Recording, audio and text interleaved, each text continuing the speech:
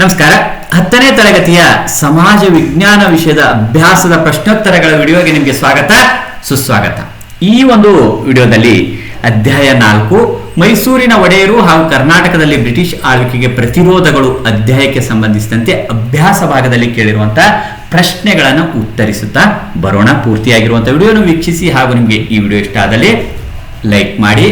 10ನೇ ತರಗತಿಯ ವಿದ್ಯಾರ್ಥಿಗಳ ಜೊತೆಗೆ ಶಿಕ್ಷಕರ ನೇಮಕಾತಿಯ ಸಿದ್ಧತೆಗೆ ನಡೆಸ್ತಾ ಇರುವಂತಹ ಒಂದು ಸ್ನೇಹಿತ ಮಿತ್ರರಿಗೂ ಸಹ ಉಪಯೋಗಕಾರಿಯಾಗಿರುವಂತಹ ಅಂಶಗಳು ಈ ಒಂದು ಅಧ್ಯಾಯದಲ್ಲಿರುವಂತದ್ದಾಗಿದೆ. ಮೊದಲ ವಿಭಾಗದಲ್ಲಿ ಕೆಳಗಿನ ವಾಕ್ಯಗಳಲ್ಲಿ ಖಾಲಿ ಬಿಟ್ಟ ಸ್ಥಳಗಳನ್ನು ಸೂಕ್ತ ಉತ್ತರಗಳಿಂದ ಭರ್ತಿ ಮಾಡಿ ಅಂತ ಕೇಳಿರುವಂಥದ್ದು. ಇಲ್ಲಿ ಬಿಟ್ಟ ಸ್ಥಳಗಳನ್ನು ಕೊಟ್ಟಿರುವಂತದ್ದಾಗಿದೆ. ಸರಿಯಾಗಿರುವಂತಹ ಉತ್ತರದಿಂದ ಭರ್ತಿ ಮಾಡಬೇಕಾಗಿರುವಂಥದ್ದು. ಮೊದಲ ಒಂದು ಬಿಟ್ಟ ಸ್ಥಳ, ಮೊದಲನೇ ಆಂಗ್ಲೋ ಮೈಸೂರು ಯುದ್ಧ ಡ್ಯಾಶ್ರ ನಡುವೆ ನಡೆಯಿತು ಅಂತ ಕೇಳಿರುವಂಥದ್ದು. ಮೊದಲನೇ ಆಂಗ್ಲೋ ಮೈಸೂರು ಯುದ್ಧ ಹೈದರಾಲಿ ಮತ್ತು ಬ್ರಿಟಿಷರ ನಡುವೆ ನಡೆಯಿತು. ಎರಡನೇ ಒಂದು ಬಿಟ್ಟ ಸ್ಥಳ, ಎರಡನೇ ಆಂಗ್ಲೋ ಮೈಸೂರು ಯುದ್ಧವು ಡ್ಯಾಶ್ ನೊಂದಿಗೆ ಕೊನೆಗೊಂಡಿತು. ಎರಡನೇ ಆಂಗ್ಲೋ ಮೈಸೂರು ಯುದ್ಧವು ಮಂಗಳೂರು ಒಪ್ಪಂದದೊಂದಿಗೆ ಕೊನೆಗೊಂಡಿತು.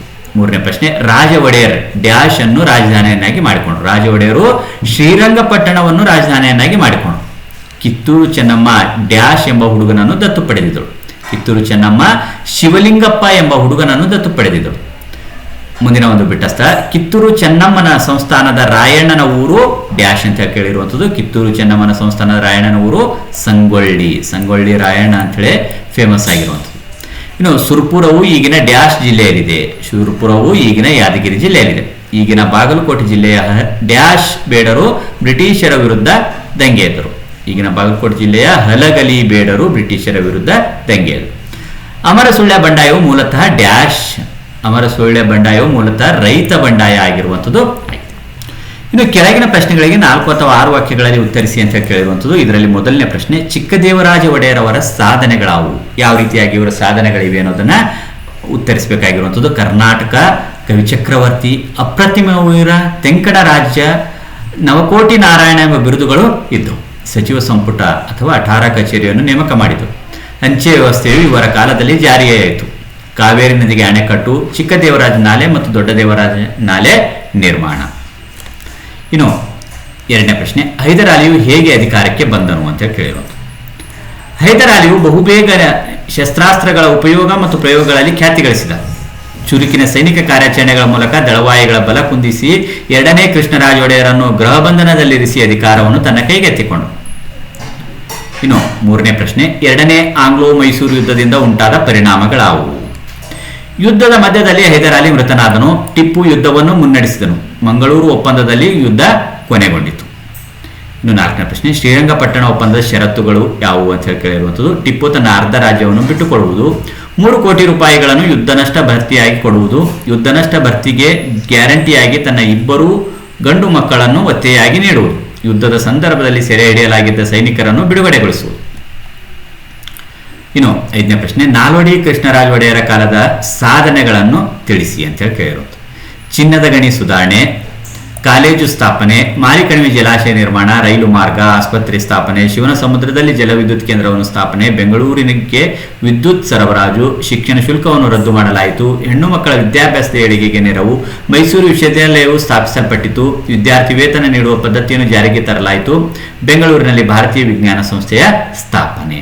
ಈ ರೀತಿಯಾಗಿ ನಾಲ್ವಡಿ ಕೃಷ್ಣರಾಜ ಒಡೆಯರ ಸಾಧನೆಗಳಿರುವಂಥದ್ದಾಗಿದೆ. ಇನ್ನು ಮುಂದಿನ ಪ್ರಶ್ನೆ, 4ನೇ ಆಂಗ್ಲೋ ಮೈಸೂರು ಯುದ್ಧವು ಬ್ರಿಟಿಷರನ್ನು ಮೈಸೂರು ಪ್ರಾಂತ್ಯದಲ್ಲಿ ಭದ್ರಗೊಳಿಸಿತು, ವಿಮರ್ಶಿಸಿ ಅಂತ ಕೇಳಿದರು.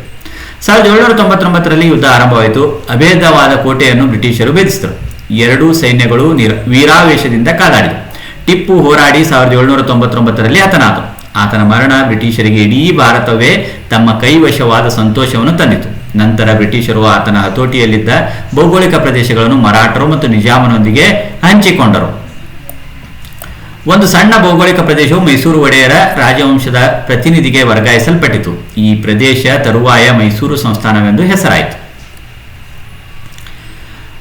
ಇನ್ನು ದೋಂಡಿಯವಾಗ ಬ್ರಿಟಿಷರ ವಿರುದ್ಧದ ಹೋರಾಟದಲ್ಲಿ ಹೋರಾಡಿದ ಕ್ರಮವನ್ನು ವಿಶ್ಲೇಷಿಸಿ ಅಂತ ಕೇಳಿರುವುದು. ಆತನ ಸೈನ್ಯ ದೊಡ್ಡದಾಗಿರಲಿಲ್ಲ. ಅವನು ಟಿಪ್ಪುವಿನ ಸೈನ್ಯದಲ್ಲಿದ್ದ ಅತೃಪ್ತ ಸೈನಿಕರು, ಅಧಿಕಾರದಿಂದ ಮುಕ್ತಗೊಳಿಸಲ್ಪಟ್ಟ ಪಾಳೆಗಾರರು ಮೊದಲಾದವರನ್ನು ಸಂಘಟಿಸಿ ಒಂದು ಸೈನ್ಯವನ್ನು ಸುಸಜ್ಜಿತಗೊಳಿಸಿದ. ಶಿವಮೊಗ್ಗ ಮತ್ತು ಬಿದರೂರಿನ ಕೋಟೆಗಳನ್ನು ವಶಪಡಿಸಿಕೊಂಡನು. ಚಿತ್ರದುರ್ಗದ ಕೋಟೆಯನ್ನು ವಶಪಡಿಸಿಕೊಳ್ಳಲು ವಿಫಲ ಪ್ರಯತ್ನಗಳನ್ನು ನಡೆಸಿದನು. ಅನೇಕ ಅತೃಪ್ತ ಪಾಳೆಗಾರರು ದೋಂಡಿಯಾನಿಗೆ ಪ್ರೋತ್ಸಾಹಿಸಿದರು. ಮಲಬಾರಿನ ಮಾಹೆಯಲ್ಲಿದ್ದ ಫ್ರೆಂಚರು ಆತನಿಗೆ ಸಹಾಯ ಹಸ್ತವನ್ನು ನೀಡಿದರು. ಹರಿಹರ, ಚಿತ್ರದುರ್ಗ, ಶಿಕಾರಿಪುರ, ಸವಣೂರು, ರಾಣೆಬೆನ್ನೂರು, ಕಿತ್ತೂರು ಮತ್ತು ಲೋಂಡಾ ಹೀಗೆ ವಿಶಾಲ ಭೌಗೋಳಿಕ ಪ್ರದೇಶದಲ್ಲಿ ಬ್ರಿಟಿಷರ ಸೈನ್ಯ ಆತನನ್ನು ಹಿಂಬಾಲಿಸಿತು. ಶಿರಾಟಿಯನ್ನು ತನ್ನ ಸುಪರ್ದಿಗೆ ತೆಗೆದುಕೊಂಡ ಬ್ರಿಟಿಷ್ ಸೈನ್ಯ ದೋಂಡಿಯಾನ ಸೈನ್ಯದ ಅನೇಕ ಸೈನಿಕರನ್ನು ಹತ ಮಾಡಿತು. ಇನ್ನು ಮುಂದಿನ ಪ್ರಶ್ನೆ, ಸಂಗೊಳ್ಳಿ ರಾಯಣ್ಣನು ಸ್ವತಂತ್ರ ಹೋರಾಟದಲ್ಲಿ ಹೋರಾಡಿದ ಕ್ರಮವನ್ನು ವಿವರಿಸಿ ಅಂತ ಕೇಳಿರೋದು. ಕಿತ್ತೂರಿನ ಚೆನ್ನಮ್ಮನೊಂದಿಗೆ ಸಂಗೊಳ್ಳಿ ರಾಯಣ್ಣನ ಹೆಸರು ಅಜರಾಮರ. ರಾಯಣ್ಣ ವೀರಯೋಧ. ಕಿತ್ತೂರಿನ ಸ್ವಾತಂತ್ರ್ಯಕ್ಕಾಗಿ ಹೋರಾಡುವುದು ತನ್ನ ಆದ್ಯ ಕರ್ತವ್ಯವೆಂದು ಭಾವಿಸಿದನು. ರಾಯಣ್ಣ ಕಿತ್ತೂರಿನ ಯುದ್ಧದಲ್ಲಿ ಚೆನ್ನಮ್ಮನ ಜೊತೆಯಲ್ಲಿ ಬ್ರಿಟಿಷರ ವಿರುದ್ಧ ಹೋರಾಡಿದನು. ಯುದ್ಧದಲ್ಲಿ ಸೆರೆಯಾಳಾಗಿ ಬಂಧಿಸಲ್ಪಟ್ಟು ತರುವಾಯ ಬಿಡುಗಡೆಗೊಂಡನು. ಭೌಗೋಳಿಕವಾಗಿ ಆಯಕಟ್ಟಿನ ಸ್ಥಳಗಳಲ್ಲಿ ಗುಪ್ತ ಸಭೆಗಳನ್ನು ನಡೆಸಿ ಯೋಜನೆಗಳನ್ನು ರೂಪಿಸಿಕೊಂಡನು. ತಾಲೂಕು ಕಚೇರಿಗಳು ಮತ್ತು ಖಜಾನೆಗಳನ್ನು ಲೂಟಿ ಮಾಡಿದನು.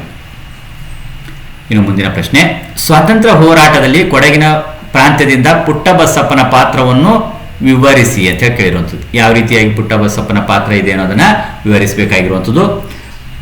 ಘಟ್ಟ ಪ್ರದೇಶದಲ್ಲಿ ಈ ಬಂಡಾಯ ಪ್ರಾರಂಭವಾಯಿತು.